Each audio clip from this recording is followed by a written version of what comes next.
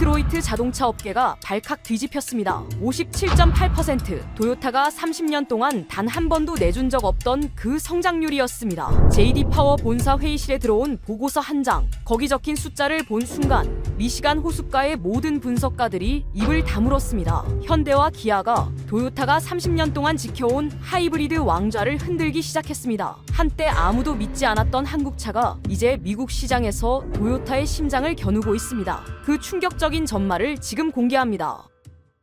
안녕하세요. 감동라이프입니다. 오늘도 찾아와 주셔서 감사합니다. 시작하기 전에 구독과 좋아요를 눌러주시면 큰 힘이 됩니다. 감사합니다. 제 이름은 리처드 콜먼입니다. JD 파워 수석 애널리스트로 미국 자동차 시장의 흐름을 분석하는 일을 시작한 지 올해로 23년째입니다. 디트로이트, 도쿄, 서울의 완성차 업체들이 매달 발표하는 판매 데이터를 비교하고 전망하는 일이 제 본업입니다. 동료들은 저를 가리켜 판매 그래프만 보면 어느 회사 차인지 맞히는 남자라고 불렀습니다. 틀린 말이 아니었습니다. 23년 동안 저는 전 세계 완성차 업체들의 판매 곡선을 거의 외우고 있었으니까요. 디트로이트와 도쿄, 서울을 오가며 매달 발표되는 판매 통계를 분석하는 것이 제 일상이었습니다. 그 숫자들 안에서 저는 늘 같은 그림을 봤습니다. 하이브리드 시장에서는 도요타와 혼다가 위에, 다른 모든 회사가 그 아래 한참 떨어진 자리에서 천천히 따라오는 그림이었습니다. 올해 6월 초 저는 JD 파워 디트로이트 본사로부터 긴급 자문 요청을 받았습니다. 미국 하이브리드 시장 지형 변화에 대한 비공개 분석을 의뢰받은 것이었습니다. 의뢰 내용은 단순했습니다. 현대와 기아가 미국 하이브리드 시장에서 도요타의 입지를 흔들 수 있는가? 저는 그 메일을 읽고 솔직히 웃었습니다. 23년간 제가 봐온 데이터에서 하이브리드는 늘 도요타의 영역이었습니다. 현대가 도요타를 흔든다는 표현은 제 머릿속 사전에 없는 말이었습니다. 저는 메일에 짧게 답장을 보냈습니다. 확인은 해보겠지만 결론은 이미 나와 있을 겁니다. 저는 그렇게 생각했습니다. 현대와 기아는 훌륭한 완성차 업체이고 최근 몇 년간 미국에서 무서운 속도로 판매량을 늘린 것도 사실입니다. 하지만 하이브리드라는 기술의 본질적인 영역에서는 결국 30년 노하우가 전부입니다. 프리우스로 시작된 그 신뢰성을 한국 회사가 단기간에 따라잡을 수는 없다. 그것이 디트로이트 사무실에서 보고서를 준비하기 전 제가 가지고 있던 생각이었습니다. 사무실을 나서기 전 저는 책상 위 모니터에 5년치 미국 하이브리드 시장 점유율 그래프를 띄워놓고 한참을 바라봤습니다. 2021년부터 지금까지 도요타와 혼다의 합산 점유율이 70% 아래로 떨어진 해는 단 한 해도 없었습니다. 그 구도가 이번에 처음으로 흔들린다는 보고서를 제가 직접 써야 한다는 사실이 그때까지도 비현실적으로 느껴졌습니다. 비서가 회의실 일정을 알려주며 한마디 덧붙였습니다. 오늘 도요타 쪽에서도 사람이 온다던데요. 저는 노트북을 챙기며 생각했습니다. 데이터를 한 번 더 확인하면 분명 도요타가 여전히 압도적인 자리에 있을 거라고. 저는 그 생각이 얼마나 틀렸는지 불과 몇 시간 뒤에 알게 됩니다. 그리고 그 몇 시간은 제 23년 커리어를 통틀어 가장 길고 시끄러운 시간이 되었습니다. 6월 17일 아침, 저는 디트로이트 사무실에서 곧장 JD 파워 본사 회의동으로 향했습니다.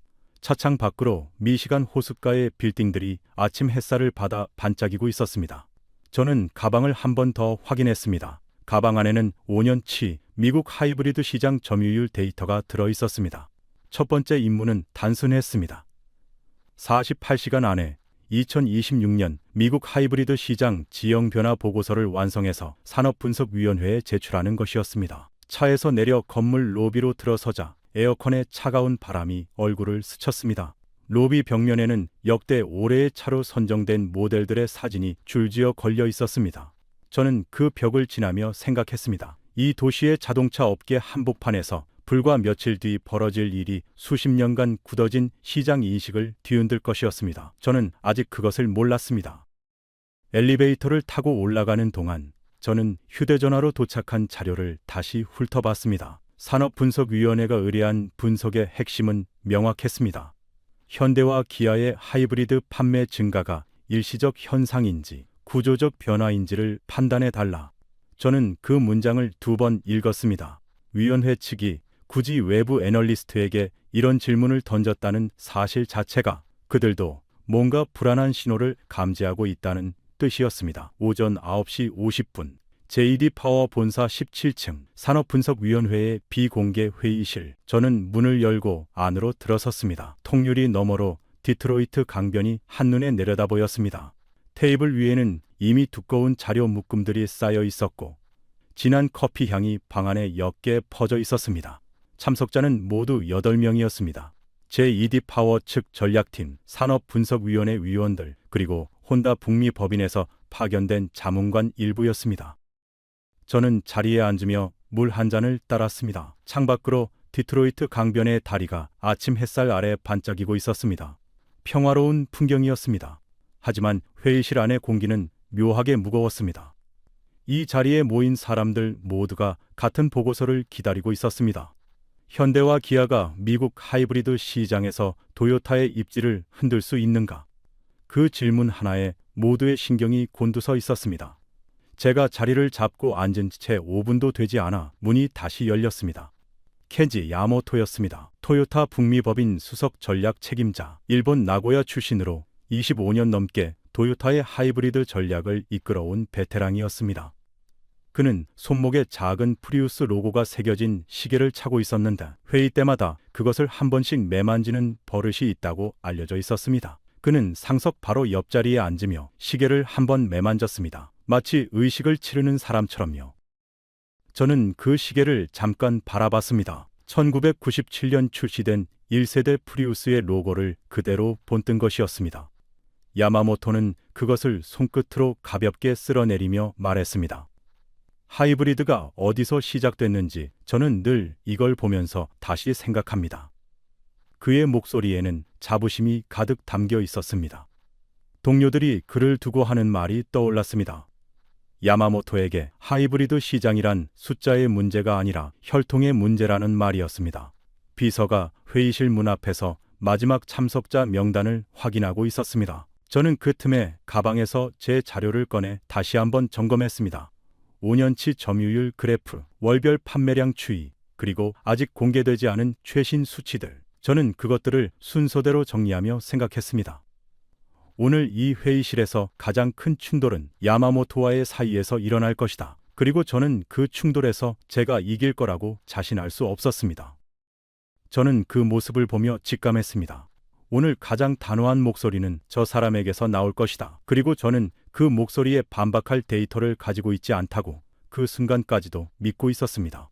회의가 시작되기를 기다리며 저는 가방 속 자료를 다시 한번 만지작거렸습니다. 그 안에 무엇이 들어있는지 저는 아직 절반도 알지 못했습니다.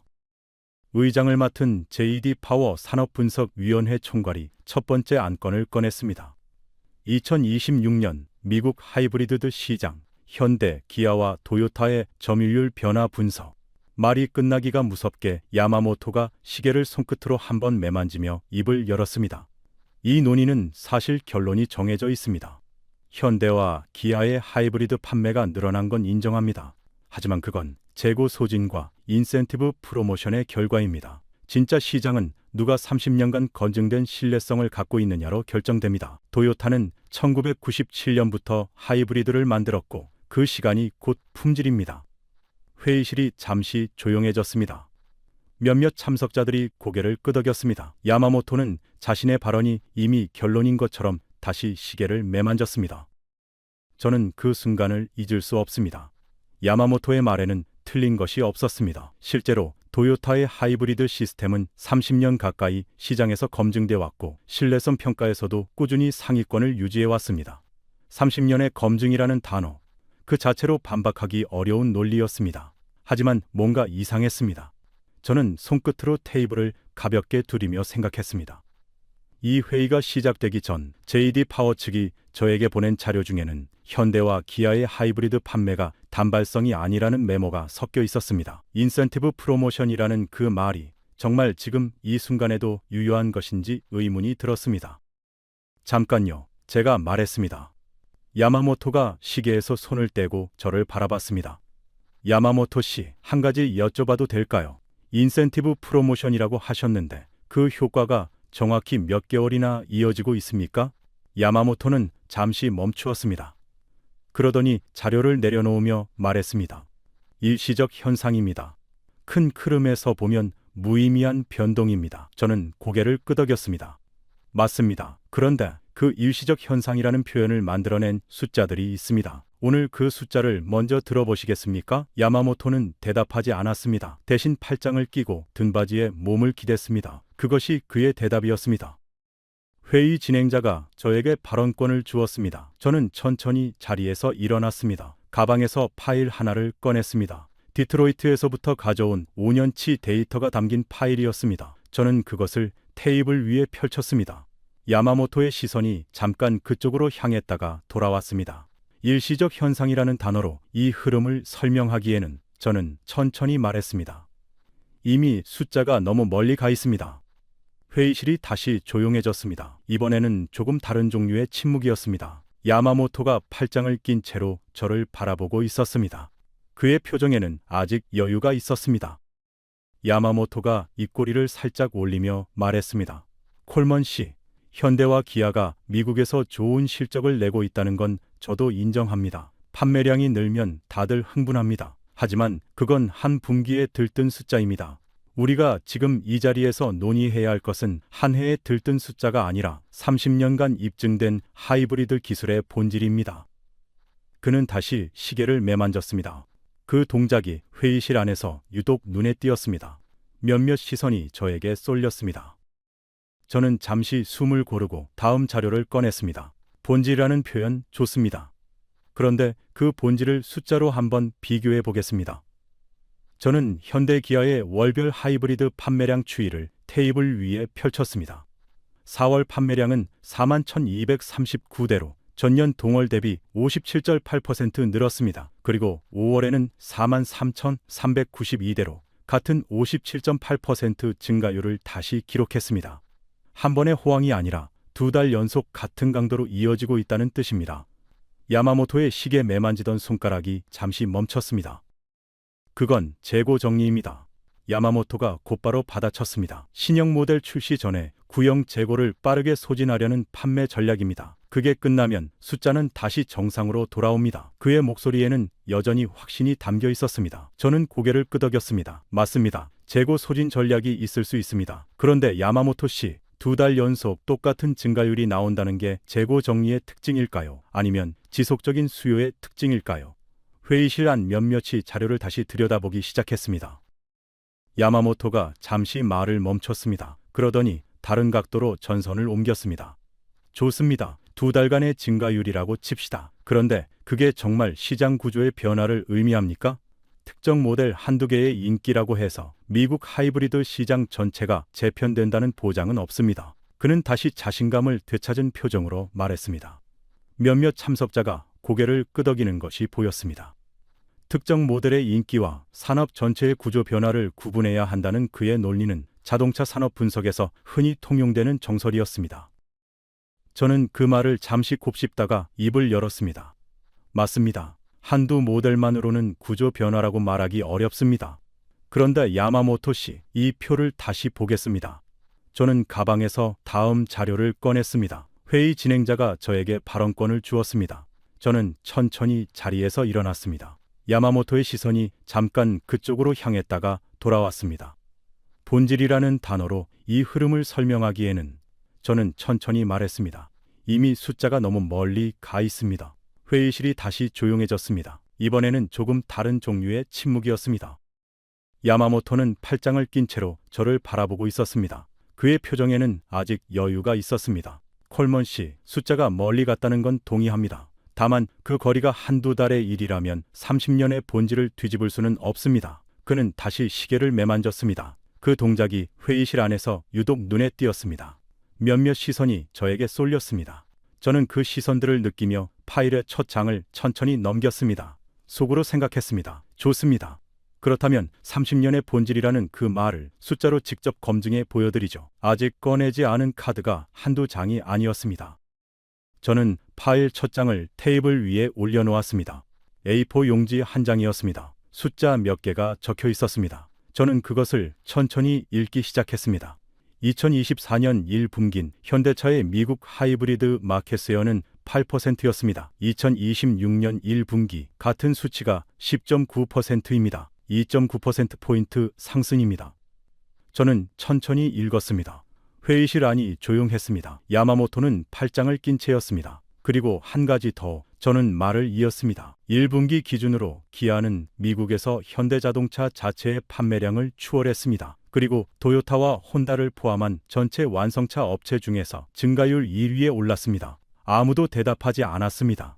창밖으로 디트로이트 강변의 다리가 한낮의 빛 속에서도 선명하게 빛나고 있었습니다.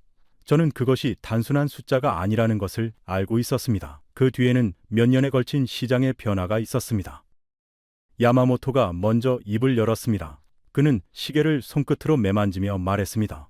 콜먼 씨, 그 2.9%포인트, 결국 도요타와 혼다가 공급 부족을 겪는 동안 생긴 반사이익이 아닙니까? 저희가 생산을 못 따라가니까 그 틈을 메운 것뿐 아닙니까? 볼륨은 낮았지만 말투는 날카로웠습니다. 회의실의 몇몇 시선이 다시 자료 쪽으로 내려갔습니다. 그의 논리는 정확했습니다. 실제로 도요타와 혼다는 최근 몇 년간 하이브리드 부품 공급에서 일부 차질을 겪은 적이 있었습니다. 저는 잠시 멈췄습니다. 맞습니다. 제가 말했습니다. 공급 차질이 있었던 건 사실입니다. 그런데 야마모토 씨, 여기서 질문이 하나 있습니다. 저는 테이블 위에 다음 장을 꺼냈습니다. 공급 차질이 해소된 이후에도 점유율은 계속 같은 방향으로 움직였습니다. 2024년 8%, 2025년 9.4%, 2026년 1분기 10.9%, 매년 한 번도 꺾이지 않고 올라갔습니다. 공급 차질로 생긴 반사이익이라면 차질이 풀리는 순간 다시 줄어들어야 합니다. 그런데 줄어든 적이 없습니다. 회의실이 조용해졌습니다. 야마모토의 시계를 매만지던 손가락이 멈췄습니다. 그는 잠시 다른 각도로 전선을 옮겼습니다. 좋습니다. 3년 연속 늘었다는 건 인정합니다. 그런데 그 증가가 정말 하이브리드 기술 자체의 힘입니까? 아니면 단순히 현대와 기아의 전체 판매량이 늘어서 하이브리드도 같이 늘어난 것뿐입니까? 전체 판매가 늘면 하이브리드도 늘어 보이는 건 당연한 거 아닙니까? 그의 목소리에는 다시 자신감이 돌아와 있었습니다. 몇몇 참석자가 그 말에 고개를 끄덕이는 것이 보였습니다. 전체 판매량과 특정 파워트레인의 점유율을 구분해야 한다는 그의 지적은 자동차 시장 분석에서 흔히 놓치기 쉬운 함정이었습니다. 저는 고개를 끄덕였습니다. 맞습니다. 전체 판매량 증가는 변수입니다. 그런데 야마모토 씨, 기아의 증가율 순위를 보면 다른 그림이 보입니다. 저는 가방에서 새 자료를 꺼냈습니다. 1분기 미국 시장에서 도요타의 판매 증가율은 마이너스 0.1%였습니다. 혼다는 마이너스 4.2%였습니다. 두 회사 모두 줄었습니다. 그런데 기아는 전체 완성차 업체 중 증가율 1위를 기록했습니다. 저는 그 숫자를 테이블 정중앙에 놓았습니다. 전체 시장이 줄어드는 와중에 혼자 늘었다는 건 전체 판매 증가의 부산물이 아니라 그 자체로 의미 있는 흐름이라는 뜻입니다. 야마모토가 처음으로 대답을 잠시 멈췄습니다. 5초였습니다. 회의가 잠시 멈췄습니다. 야마모토가 다음 자료를 준비하겠다며 자리를 떴습니다. 회의실 안에 잠깐의 여백이 생겼습니다. 그때 문이 조용히 열렸습니다. 제 오랜 후배 사라 모건이었습니다. JD 파워 데이터 팀에서 일하고 있었습니다. 그녀는 커피 2잔을 들고 들어오더니 조용히 제 옆 빈자리에 앉았습니다. 그리고 낮은 목소리로 말했습니다. 잘 하고 있어. 그런데 진짜 숫자는 아직 안 꺼냈잖아. 저는 커피를 받아들며 고개를 끄덕였습니다. 맞았습니다. 아직 꺼내지 않은 것이 있었습니다. 야마모토가 돌아왔습니다. 그의 손에는 새 자료가 들려 있었습니다. 그는 자리에 앉으며 말했습니다. 콜먼 씨, 좋은 숫자들 잘 들었습니다. 그런데 연간으로 보면 어떻습니까? 1분기 숫자는 결국 한 분기의 일일 뿐입니다. 한 해 전체로 보면 다시 도요타와 혼다가 앞서지 않겠습니까? 그는 자신감을 되찾은 표정으로 말했습니다. 몇몇 참석자가 그 말에 다시 고개를 끄덕였습니다. 분기별 변동과 연간 추세를 구분해야 한다는 그의 논리는 자동차 시장 분석에서 실제로 통용되는 사실이었습니다. 저는 사라를 바라봤습니다. 그녀가 고개를 끄덕였습니다. 지금이었습니다. 맞습니다. 제가 말했습니다. 1분기만 보면 단정하기 어렵습니다. 그런데 야마모토 씨, 그 변동을 감안해도 흔들리지 않는 숫자가 하나 있습니다. 저는 5년치 점유율 추이를 테이블에 펼쳤습니다. 2021년 현대차의 미국 하이브리드 점유율은 4.1%였습니다. 2022년 5.3%, 2023년 6.8%, 2014년 8%, 그리고 올해 1분기 10.9%입니다. 매년 한 번도 꺾인 적 없이 올라갔습니다. 분기별 변동은 있어도 연간 추세는 단 한 번도 뒤집힌 적이 없습니다. 야마모토는 자료를 내려다보며 아무 말도 하지 않았습니다. 5초가 지났습니다. 10초가 지났습니다.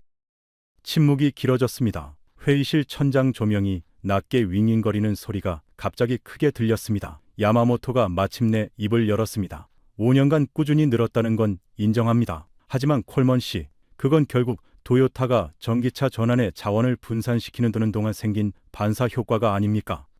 저희가 다시 하이브리드에 자원을 집중하면 격차는 다시 벌어질 겁니다. 그의 목소리는 차분했지만 처음으로 방어하는 사람의 말투였습니다. 저는 그 변화를 느꼈습니다. 오전에 야마모토는 공격하는 사람이었습니다. 지금의 야마모토는 무언가를 확인하려는 사람이었습니다. 맞습니다. 저는 다시 말했습니다. 도요타가 전기차 전환에 자원을 분산시킨 측면이 있습니다. 그런데 야마모토 씨, 자원 분산만으로는 설명할 수 없는 숫자가 하나 있습니다. 저는 파일에서 다음 자료를 꺼냈습니다. 현대와 기아는 지금 미국 시장 전체 점유율 12%를 코앞에 두고 있습니다. 포드를 턱 밑까지 추격하는 수준입니다. 이건 하이브리드 한 영역의 문제가 아니라 미국에서 가장 오래된 브랜드 중 하나를 위협하는 전체적인 흐름입니다. 하이브리드만 따로 떼어서 자원 분산 탓으로 돌리기에는 흐름이 너무 큽니다. 회의실 안 몇몇이 자료를 다시 들여다보기 시작했습니다. 야마모토의 시계를 매만지던 손가락이 멈췄습니다. 그는 잠시 다른 각도로 전선을 옮겼습니다. 좋습니다. 전체 점유율 상승은 인정하겠습니다. 그런데 콜먼 씨, 그게 정말 현대와 기아가 잘해서입니까? 아니면 미국 소비자들이 단순히 가격에 민감해져서 저가형 차를 찾는 것뿐입니까? 경기가 어려워지면 다들 싼 차로 몰립니다. 그게 끝나면 다시 원래대로 돌아갑니다. 그의 목소리에는 다시 자신감이 돌아와 있었습니다. 몇몇 참석자가 그 말에 고개를 끄덕였습니다. 경기 변동과 브랜드 경쟁력을 구분해야 한다는 그의 지적은 자동차 산업 분석에서 흔히 거론되는 논점이었습니다. 저는 사라를 바라봤습니다. 그녀가 고개를 끄덕였습니다. 맞습니다. 제가 말했습니다. 가격 민감도가 영향을 줬을 수 있습니다. 그런데 야마모토 씨, 이 표를 보시겠습니까? 저는 다음 자료를 꺼냈습니다. 현대와 기아가 늘어난 영역은 저가형 모델만이 아닙니다. 하이브리드 SUV 같은 중상급 모델에서도 점유율이 같은 속도로 늘고 있습니다. 단순히 싸서 팔리는 거라면 중상급 모델에서는 이런 증가가 나오지 않습니다. 가격이 아니라 제품 경쟁력 자체가 받아들여지고 있다는 뜻입니다. 야마모토는 자료를 내려다보며 잠시 말을 멈췄습니다. 회의실 안에 누군가가 낮게 숨을 내쉬는 소리가 들렸습니다. 혼다 북미법인 자문관 다나카가 천천히 자신의 노트에 무언가를 적기 시작했습니다. 저는 그 모습을 보며 생각했습니다. 다나카가 처음으로 자기 노트에 무언가를 적고 있습니다. 방향은 느낄 수 있었습니다. 다나카는 무언가를 적고 나서 고개를 들어 제 자료를 다시 바라봤습니다. 그것이 첫 번째 신호였습니다. 야마모토가 다시 입을 열었습니다. 목소리에서 처음으로 망설임이 느껴졌습니다. 중상급 모델의 증가는 인정합니다. 그런데 그게 도요타와 혼다의 시장 지위를 흔드는 것과 무슨 상관입니까? 순위는 다른 회사들의 부진 때문일 수도 있습니다. 우리가 못해서가 아니라 다른 회사들이 더 못한 것뿐일 수도 있지 않습니까? 그는 마지막 방어선을 치듯 말했습니다. 저는 그 말을 들으며 생각했습니다. 이 질문에 대한 답이 오늘 가장 결정적인 숫자가 될 것이었습니다. 저는 잠시 멈췄다가 입을 열었습니다. 맞습니다. 순위는 상대적입니다. 그런데 야마모토 씨, 현대 기아의 12% 점유율은 다른 회사가 무너져서 생긴 자리가 아닙니다. 저는 미국 완성차 업체 점유율표를 펼쳤습니다. 1위부터 3위까지 GM, 토요타, 포드는 순위가 작년과 똑같습니다. 순위가 바뀐 건 4위와 5위, 현대기아와 포드의 격차뿐입니다. 다른 회사가 흔들려서 생긴 빈자리가 아니라 정확히 이 두 그룹 사이에서만 일어난 일이라는 뜻입니다. 회의실이 완전히 조용해졌습니다. 다나카가 볼펜을 멈추고 고개를 들었습니다. 그의 눈이 처음으로 저를 향해 오래 머물렀습니다. 야마모토는 한동안 자료를 바라보고 있었습니다. 그러더니 숫자가 아닌 다른 카드를 꺼냈습니다. 좋습니다, 세들러 씨. 숫자는 인정하겠습니다. 그는 잠시 멈췄다가 다시 입을 열었습니다. 그런데 정말 본질적인 질문을 하나 드리겠습니다. 현대와 기아는 결국 한국에서 만들어 미국으로 가져오는 차입니다. 관세나 무역 정책이 한번 바뀌면 가격 경쟁력은 순식간에 사라질 수 있습니다. 도요타는 미국 현지 공장에서 생산하는 비중이 훨씬 높습니다. 정책 변수 앞에서는 지금의 모든 숫자가 무의미해질 수 있습니다. 그는 천천히 말을 끝맺으며 회의실 안을 둘러봤습니다.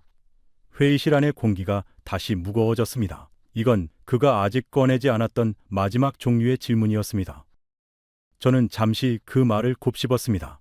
일정 부분 옳은 지적이었습니다. 23년간 제가 분석해온 모든 산업 보고서에서 통상 정책은 언제나 가장 예측하기 어려운 리스크로 분류되어 있었습니다. 저는 고개를 끄덕였습니다. 맞습니다. 통상 정책 변화는 두 회사 모두에게 변수입니다. 그런데 야마모토 씨, 현대와 기아는 이미 그 변수에 대응하고 있습니다. 저는 마지막 자료를 꺼냈습니다. 현대차 그룹은 조지아주에 대규모 전용 공장을 건설해 미국 현지 생산 비중을 빠르게 늘리고 있습니다. 이미 가동에 들어간 하이브리드 모델도 포함되어 있습니다. 관세 변수를 걱정만 하고 있는 게 아니라 그 변수가 닥치기 전에 미리 현지화를 진행해 온 겁니다. 회의실이 완전히 조용해졌습니다. 다나카가 천천히 고개를 들어 저를 바라봤습니다.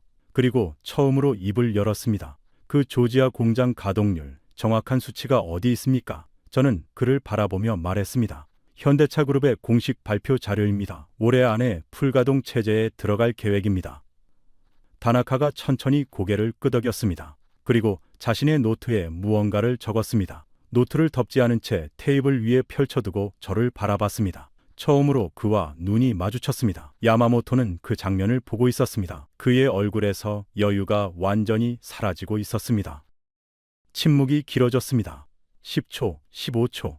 조명이 낮게 윙윙거리는 소리만 들렸습니다. 야마모토가 마침내 입을 열었습니다. 현지 생산 전략에 대해서는 조금 더 검토가 필요할 것 같습니다. 짧은 한 문장이었습니다. 그것이 전부였습니다. 저는 아무 말도 하지 않았습니다. 사라 모건도 조용했습니다. 이기고 있을 때 말을 덧붙이는 것은 좋지 않습니다. 하지만 저는 알고 있었습니다. 야마모토가 한 발 물러선 것처럼 보였지만 그는 포기한 것이 아니었습니다. 아직 한 가지 카드가 남아 있었습니다. 그리고 그것은 숫자가 아니었습니다. 회의실이 잠시 멈췄습니다. 야마모토가 다음 자료를 준비하겠다며 자리를 비웠습니다. 사라 모건이 제 옆으로 다가와 낮은 목소리로 말했습니다. 이제 품질 얘기로 넘어갈 거야. 거기서 진짜 승부가 나. 저도 알고 있었습니다. 오늘 제가 보여준 모든 숫자는 결국 하나의 질문으로 모이고 있었습니다. 현대와 기아가 단순히 가격과 마케팅으로 이긴 것인지 아니면 진짜 품질로 이긴 것인지 이 질문에 대한 답이 오늘 회의의 결론이 될 것이었습니다. 야마모토가 돌아왔습니다. 그는 자리에 앉으며 말했습니다. 콜먼 씨, 점유율 숫자는 충분히 들었습니다. 그럼 이제 본질로 가겠습니다. 결국 자동차의 가치는 신뢰성입니다. 고장이 얼마나 안 나느냐, 그게 전부입니다. 현대와 기아가 그 영역에서도 도요타를 따라왔다고 보십니까? 그의 목소리에는 마지막 승부를 거는 듯한 긴장이 묻어 있었습니다. 회의실 안의 모든 시선이 저에게 쏠렸습니다. 저는 가방에서 마지막 자료를 꺼냈습니다. 1990년대 현대차가 미국 시장에 처음 진출했을 때 JD 파워의 신차 품질 조사에서 현대는 업계 최하위권이었습니다. 그건 부정할 수 없는 사실입니다. 저는 그래프를 테이블 위에 펼쳤습니다. 그런데 최근 몇 년간 같은 조사에서 현대와 기아는 전체 브랜드 중 상위권에 꾸준히 이름을 올리고 있습니다. 일부 모델은 도요타보다 높은 점수를 받은 적도 있습니다. 야마모토는 그래프를 한동안 들여다봤습니다. 그러더니 다시 입을 열었습니다. 조사 결과는 조사 결과일 뿐입니다. 콜먼 씨, 더 확실한 증거가 있습니까? 설문 기반 조사는 응답자 표본에 따라 흔들릴 수 있습니다. 그의 목소리에는 여전히 의심이 담겨 있었지만 처음만큼의 확신은 없었습니다. 저는 그 차이를 느꼈습니다. 그는 이기려는 것이 아니라 지지 않으려는 목소리로 말하고 있었습니다. 저는 잠시 멈췄다가 다른 자료를 꺼냈습니다. 그렇다면 증거를 하나 더 보여드리겠습니다. 저는 미국 내 하이브리드 모델 보증 기간 비교표를 펼쳤습니다. 현대와 기아는 하이브리드 배터리에 10년 또는 10만 마일 보증을 제공합니다. 도요타의 표준 보증은 8년 10만 마일입니다. 제조사가 자신의 제품 내구성에 자신이 없다면 이렇게 긴 보증 기간을 걸 수 없습니다. 설문이 아니라 회사 스스로가 돈을 걸고 내놓은 숫자입니다. 야마모토의 시선이 잠깐 그 자료에 머물렀습니다. 그는 그것을 한 손으로 가져가 천천히 넘겨보았습니다. 손가락이 보증기간 숫자 위에서 잠시 멈췄습니다. 회의실 안에 짧은 정적이 흘렀습니다. 사라가 제 옆에서 낮게 속삭였습니다. 지금 흔들리고 있어. 저는 고개를 끄덕이며 다음 말을 준비했습니다. 야마모토는 자료를 내려놓으며 헛기침을 한 번 했습니다. 그의 표정에서 처음으로 머뭇거림이 보였습니다. 25년간 도요타의 하이브리드 전략을 이끌어온 사람이 보이는 머뭇거림이었습니다. 좋습니다. 야마모토가 다시 입을 열었습니다. 이번에는 숫자가 아닌 다른 질문이었습니다. 그는 시계를 매만지던 손을 멈추고 처음으로 맨손으로 테이블을 짚었습니다. 그런데 콜먼 씨, 정말 본질적인 질문을 하나 드리겠습니다. 보증 기간이 길다고 해서 실제 고장률이 낮다는 보장은 없습니다. 보증은 마케팅의 영역이고 실제 도로 위에서의 내구성은 또 다른 문제입니다. 10년, 20년이 지난 뒤에도 현대와 기아의 하이브리드가 도요타만큼 굴러갈 거라고 지금 누가 장담할 수 있습니까? 그는 천천히 말을 끝맺으며 회의실 안을 둘러봤습니다. 회의실 안의 공기가 다시 무거워졌습니다. 이건 그가 아직 꺼내지 않았던 마지막 종류의 질문이었습니다. 저는 잠시 그 말을 곱씹었습니다. 일정 부분 옳은 지적이었습니다. 23년간 제가 분석해온 모든 산업 보고서에서 장기 내구성은 언제나 가장 예측하기 어려운 변수로 분류되어 있었습니다. 어떤 신생 모델도 그 변수를 완전히 비껴갈 수는 없었습니다. 저는 고개를 끄덕였습니다. 맞습니다. 20년 뒤의 내 내구성을 지금 완벽하게 장담할 수는 없습니다. 그런데 야마모토 씨, 지금 이 순간에도 미국 소비자들은 그런 불확실성 없이 현대와 기아를 선택하고 있습니다. 저는 마지막 자료를 꺼냈습니다. JD 파워가 발표하는 차량 신뢰도 보고서에서 3년차 차량 기준으로 현대와 기아는 올해 처음으로 도요타와 통계적으로 의미 있는 차이가 없는 수준까지 올라왔습니다. 저는 천천히 말을 이었습니다. 이 조사는 실제 차량 소유주들이 지난 12개월간 겪은 결함 건수를 집계한 자료입니다. 막연한 기대나 브랜드 이미지가 아니라 실제로 도로 위를 달리고 있는 차량들에서 나온 결함 횟수의 데이터입니다. 회의실이 완전히 조용해졌습니다. 야마모토의 손끝이 테이블 위에서 잠시 멈췄습니다. 그는 그것을 한동안 내려다보았습니다. 다나카가 천천히 고개를 들어 저를 바라봤습니다. 그리고 처음으로 입을 열었습니다. 그 3년차 신뢰도 데이터, 정확한 출처가 어디입니까? 저는 그를 바라보며 말했습니다. JD 파워의 공식 차량 신뢰도 연구 보고서입니다. 매년 발표되는 자료입니다. 회의실 안에서 누군가 짧게 숨을 들이쉬는 소리가 들렸습니다. 야마모토가 처음으로 시선을 피했습니다. 자신이 평소 신뢰하던 같은 기관의 데이터로 자신의 논리가 무너지는 순간이었습니다. 침묵이 길어졌습니다. 10초, 15초, 조명이 낮게 윙윙거리는 소리만 들렸습니다. 야마모토가 마침내 입을 열었습니다. 신뢰도 격차에 대해서는 조금 더 검토가 필요할 것 같습니다. 짧은 한 문장이었습니다. 그것이 전부였습니다. 저는 아무 말도 하지 않았습니다. 사라 모건도 조용했습니다. 이기고 있을 때 말을 덧붙이는 것은 좋지 않습니다. 하지만 저는 알고 있었습니다. 야마모토가 한 발 물러선 것처럼 보였지만 그는 포기한 것이 아니었습니다. 아직 한 가지 카드가 남아 있었습니다. 그리고 그것은 숫자가 아니었습니다. 점심 휴식 시간이었습니다. 회의실 밖 복도에 나오자 디트로이트 6월의 후텁지근한 공기가 얼굴을 스쳤습니다. 사라 모건이 제 옆에 나란히 섰습니다. 그녀는 창밖 강변 방향을 바라보며 말했습니다. 야마모토가 오후에는 마지막 카드를 꺼낼 거야. 자존심 얘기. 저도 알고 있었습니다. 오전에 제가 꺼낸 숫자들은 야마모토의 논리를 흔들었지만 그를 완전히 침묵시키지는 못했습니다. 그에게는 아직 가장 무거운 무기가 남아 있었습니다. 숫자가 아닌 자존심의 영역이었습니다. 호텔로 돌아와 잠시 짐을 정리하던 중 저는 가방 안에서 JD 파워 측이 보내온 참고 자료 묶음을 발견했습니다. 그 안에 끼워져 있던 오래된 잡지 스캔본 한 장이 눈에 들어왔습니다. 1998년 미국 자동차 전문지의 현대차 시승기 기사였습니다. 헤드라인은 짧았습니다. 이 차를 살 이유가 있을까? 사진 속에는 보닛을 열고 점검하는 기술자의 표정이 굳어있는 모습이 보였습니다.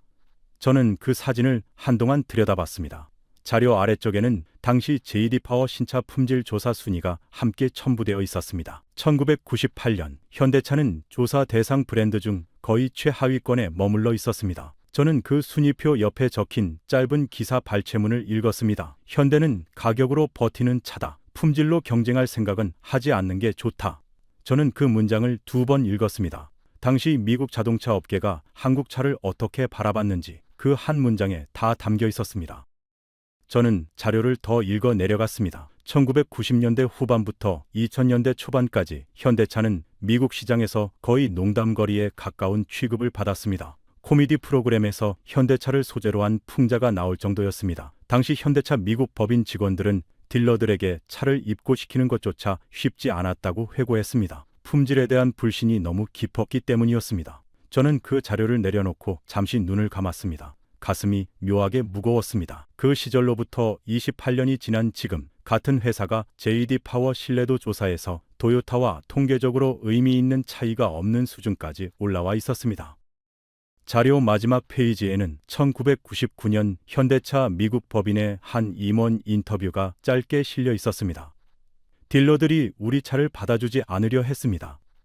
그래서 우리는 업계 최초로 10년 10만 마일 보증을 걸었습니다. 다른 방법이 없었습니다. 품질로 믿어달라고 말할 자격이 없었으니 보증으로 책임지겠다고 말할 수밖에 없었습니다.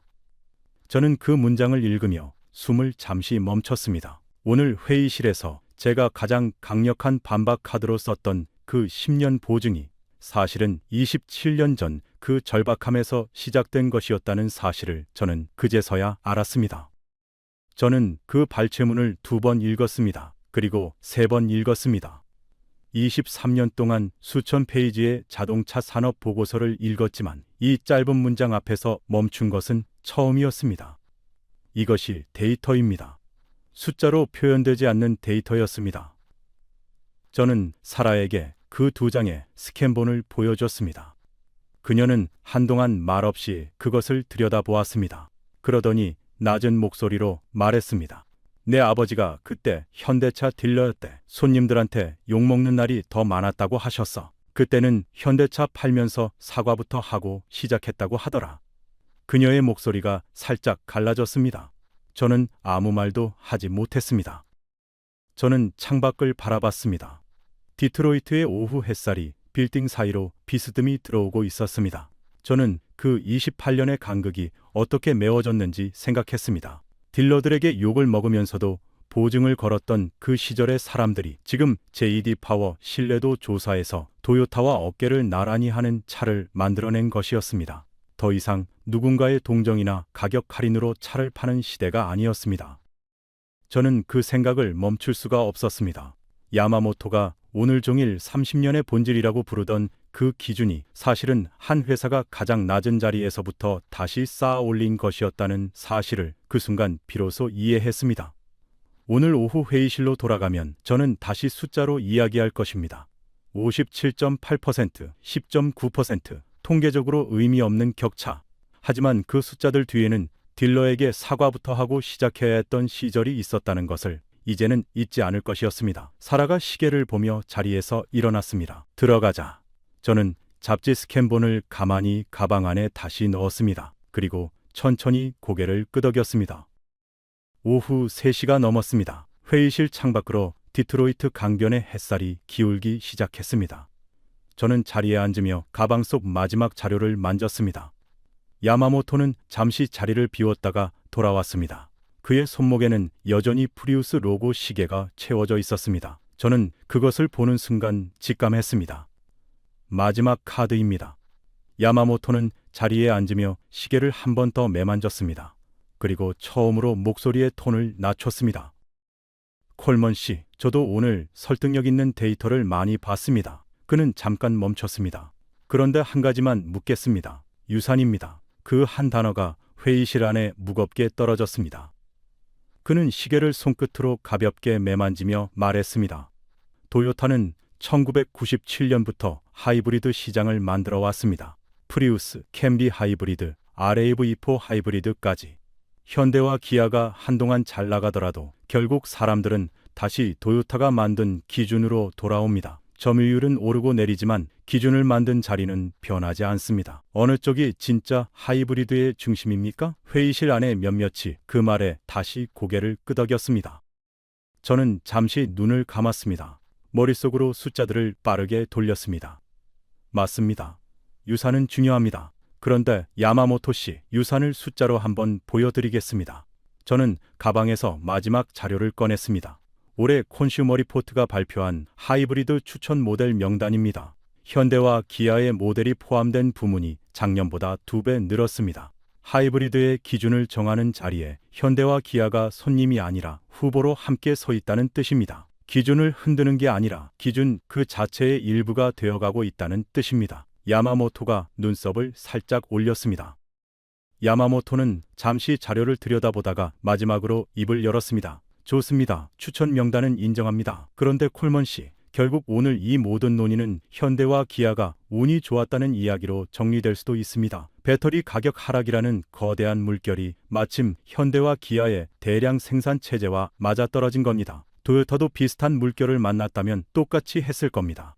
그는 마지막 자존심을 지키려는 듯 말했습니다. 그의 목소리에는 더 이상 처음 같은 확신이 없었지만 그래도 끝까지 물러서지 않으려는 기색이 남아 있었습니다. 저는 그 말을 듣고 천천히 고개를 끄덕였습니다. 맞습니다. 운도 있었을 겁니다. 그런데 야마모토 씨, 같은 물결 앞에서 준비가 안 된 회사는 그 물결을 놓칩니다. 현대차 그룹이 배터리 기술과 파워트레인 개발에 10년을 투자해 오지 않았다면 배터리 가격이 떨어져도 그 자리에 현대와 기아는 없었을 겁니다. 물결은 모두에게 옵니다. 그 물결을 탈 배를 미리 만들어둔 쪽만 거기에 올라탑니다. 회의실 안이 다시 조용해졌습니다. 그때 다나카가 천천히 몸을 앞으로 기울였습니다. 그는 야마모토도 저도 아닌 테이블 정중앙을 바라보며 말했습니다. 콜먼 씨, 제가 하나 여쭤봐도 될까요? 회의실 안에 모든 시선이 그에게 쏠렸습니다. 다나카는 처음으로 주도적으로 발언하는 것이었습니다. 야마모토가 미세하게 몸을 굳혔습니다. 다나카가 말했습니다. 저는 작년에 현대차 그룹 쪽 엔지니어와 컨퍼런스에서 만난 적이 있습니다. 그때 그가 한 말이 계속 마음에 남아 있었습니다. 다나카가 야마모토를 바라보며 말을 이었습니다. 그가 말했습니다. 이제는 하이브리드 시스템 효율에서 우리가 먼저 도요타에 배울 게 없다고. 그때는 자존심에서 나온 발언이라고 생각했습니다. 그런데 오늘 콘슈머 리포트 명단을 보니 빈말이 아니었던 것 같습니다. 다나카는 잠깐 멈췄습니다. 야마모토 씨, 저도 혼다 북미 법인에서 20년 넘게 일했습니다. 솔직히 말씀드리면 저희는 현대와 기아의 하이브리드 파워트레인 효율 개선 속도를 따라가려고 지난 2년간 별도 팀을 만들었습니다. 누가 기준을 만드는지 이제는 저희도 명확하게 답하지 못할 것 같습니다. 야마모토의 손끝이 시계 위에서 멈췄습니다. 사라 모건이 제 팔을 가볍게 건드렸습니다. 저는 그 느낌을 지금도 기억합니다. 손이 떨리고 있었습니다. 그녀도 저도. 다나카가 자신의 노트를 덮으며 마지막으로 말했습니다. 이 자리에서 제가 드릴 수 있는 말씀은 여기까지입니다.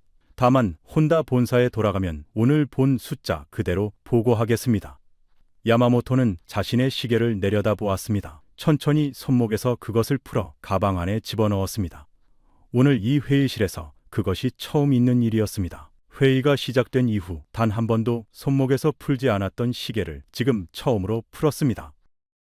회의실 안이 완전히 멈춘 것 같았습니다. 다나카가 자리에 앉은 채로 더 이상 말을 잇지 않았습니다. 야마모토는 가방에 넣은 시계를 다시 꺼내지 않고 테이블을 내려다보고 있었습니다. 저는 그 순간이야말로 오늘 회의의 끝을 결정할 마지막 장면이라는 것을 느꼈습니다. 저는 천천히 자리에서 일어났습니다. 서류를 들지 않았습니다. 테이블 위에 놓인 채로 뒀습니다. 야마모토 씨, 마지막으로 질문 하나만 드리겠습니다. 제 목소리가 생각보다 조용하게 나왔습니다. 오늘 우리가 본 모든 숫자는 결국 하나로 모입니다. 57.8%, 점유율 10.9%, JD 파워 신뢰도에서 도요타와의 차이가 사라진 격차. 이 숫자들이 한 시즌의 우연이 아니라 30년 흐름의 결과라는 걸 저는 보여드렸습니다. 그런데 정작 혼다 측 자문관조차 자신들이 현대와 기아의 파워트레인을 따라가기 위해 별도 팀을 만들었다고 고백했습니다. 이 자리에서 당신은 무슨 근거로 도요타가 여전히 하이브리드 시장의 유일한 기준이라고 말할 수 있습니까? 회의실 안이 완전히 멈춘 것 같았습니다. 5초가 지났습니다. 10초가 지났습니다. 15초가 지났습니다. 아무도 숨을 쉬지 않는 것 같았습니다. 오늘 하루 종일 단 한 번도 침묵한 적 없던 켄지 야마모토가 처음으로 말을 잇지 못하고 있었습니다. 그의 손에 쥐어진 시계 케이스가 테이블 위에 천천히 내려놓아졌습니다. 소리가 없었습니다. 회의실 천장 조명에 낮은 윙 소리만 들렸습니다. 창밖으로 디트로이트 강변의 다리가 저녁빛 속에서 더 환하게 빛나고 있었습니다. 자리에 앉아있던 JD 파워 산업분석위원회 총괄이 먼저 입을 열었습니다. 오늘 발표된 자료를 종합하면 2026년 미국 하이브리드 시장에서 현대와 기아가 연간 기준으로도 도요타의 입지를 흔들 수 있다는 결론이 합리적인 것 같습니다. 그는 의장으로서 회의를 정리하듯 말했습니다. 다나카가 고개를 끄덕였습니다. 그리고 처음으로 또렷한 목소리로 짧게 한마디를 덧붙였습니다. 혼다는 이 결론을 그대로 받아들이겠습니다. 야마모토는 대답하지 않았습니다. 천천히 자신의 자료를 정리했습니다. 그리고 시계 케이스를 가방 안에 다시 넣었습니다. 그는 자리에서 일어나며 짧게 말했습니다. 오늘 좋은 데이터 잘 들었습니다, 콜먼 씨. 그것이 전부였습니다. 그는 가방을 들고 회의실을 나섰습니다. 문이 닫히는 소리가 유독 조용했습니다. 회의실 안에 남은 사람들이 하나둘 자료를 정리하기 시작했습니다. 다나카가 자리에서 일어나며 저에게 다가왔습니다. 그는 손을 내밀었습니다. 콜먼 씨, 오늘 많이 배웠습니다. 사실 저도 내심 알고 있었습니다. 다만 이 자리에서 누군가가 먼저 말해주기를 기다리고 있었던 것 같습니다.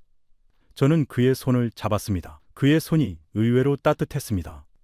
그는 짧게 고개를 숙이고 회의실을 나갔습니다. 저는 잠시 그 자리에 서서 텅 비어가는 회의실을 바라봤습니다. 테이블 위에는 아침부터 오갔던 자료들이 어지럽게 흩어져 있었습니다. 야마모토가 처음 매만졌던 프리우스 로고 시계의 흔적이 테이블 한쪽에 그대로 남아있는 것 같았습니다. 저는 그 빈자리를 한번 바라봤습니다. 틀린 기술이 아니었습니다. 다만 오늘 하루 그 기술 옆에 또 다른 기술이 나란히 놓였을 뿐이었습니다. 사라 모건이 제 쪽으로 다가왔습니다. 그녀는 작게 웃으며 말했습니다. 끝났네. 저는 고개를 끄덕였습니다. 그녀가 다시 말했습니다. 야마모토가 그렇게 조용히 나가는 거 처음 봤어. 25년 넘게 도요타 하이브리드 전략만 짜온 사람인데. 저는 잠시 생각하다가 답했습니다. 그 사람이 틀린 게 아니야. 도요타의 30년은 진짜야. 다만 오늘 그 30년 옆에 또 다른 시간이 있다는 걸 처음 본 거지. 사라가 고개를 끄덕였습니다. 회의는 그날 오후 4시에 공식 종료되었습니다. 저는 마지막으로 회의실을 나오며 뒤를 돌아봤습니다. 텅 빈 테이블 위에 서류들이 남아 있었습니다. 야마모토의 자료토에 자료도 제 자료도 다나카의 노트도 뒤섞여 있었습니다. 저는 문을 닫았습니다. 복도를 걷는데 사라가 옆으로 다가왔습니다. 오늘 일정 끝났으니까 잠깐 걷다 가자. 저는 고개를 끄덕였습니다. 빌딩을 나서자 디트로이트의 저녁 공기가 얼굴을 스쳤습니다. 우리는 강변 산책로를 따라 천천히 걸었습니다. 6월의 디트로이트 저녁은 후텁지근했지만 강에서 불어오는 바람이 가끔 시원하게 스쳤습니다. 걷다 보니 어느새 강변 한복판이었습니다. 건너편 캐나다 윈저의 불빛이 강물 위에 길게 비치고 있었습니다. 하늘이 주황빛에서 보랏빛으로 서서히 물들어가고 있었습니다. 저는 그 자리에 멈춰 서서 한동안 그것을 바라봤습니다. 사라가 제 옆에 나란히 섰습니다. 무슨 생각해? 그녀가 물었습니다. 저는 잠시 말을 고르다가 답했습니다.